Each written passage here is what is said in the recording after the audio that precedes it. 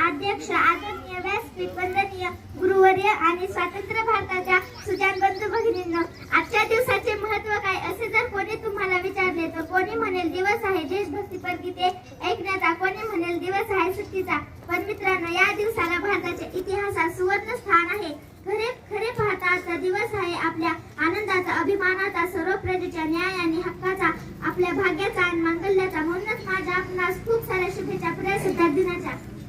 15 August 1947 रोजी आपला भारत देश जुलमी राजवटीतून बंधनमुक्त झाला व उंच भरारी घेण्यास सज्ज झाला. पण त्यावेळी राष्ट्रासमोर अनंत अडचणी होत्या.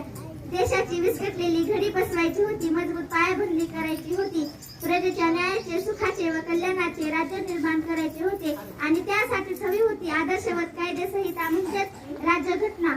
या पवित्र कार्याची स्वातंत्र्यानंतर तातडीने सुरुवात झाली. डॉक्टर राजेंद्र प्रसाद घटना समितीचे अध्यक्ष तर डॉक्टर बाबासाहेब आंबेडकर बनले मसुदा समितीचे अध्यक्ष. अनेक बैठकीनंतर या समितीने सादर केलेला अंतिम मसुदा 26 नोव्हेंबर हा दिवस भारतीय संविधान दिन म्हणून साजरा होतो.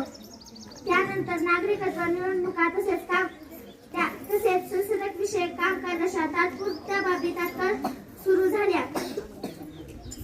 अखेर 26 जानेवारी 1950 रोजी भारतीय संविधान म्हणजेच आपली राज्यघटना संपूर्ण रूपाने लागू करण्यात आली. 26 जानेवारी 1950 रोजी अखंड भारताने गेले कित्येक वर्ष पाहिलेली स्वप्ने साकार झाली. एक आदर्शवत लोकशाही राष्ट्र उदयास आले. भारतवर्षाही प्रजासत्ताक राष्ट्र बनल्यामुळे स्वातंत्र्याची ज्योत खऱ्या अर्थाने प्रज्वलित झाली आणि आज अखेर तेवतच आहे. धन्यवाद.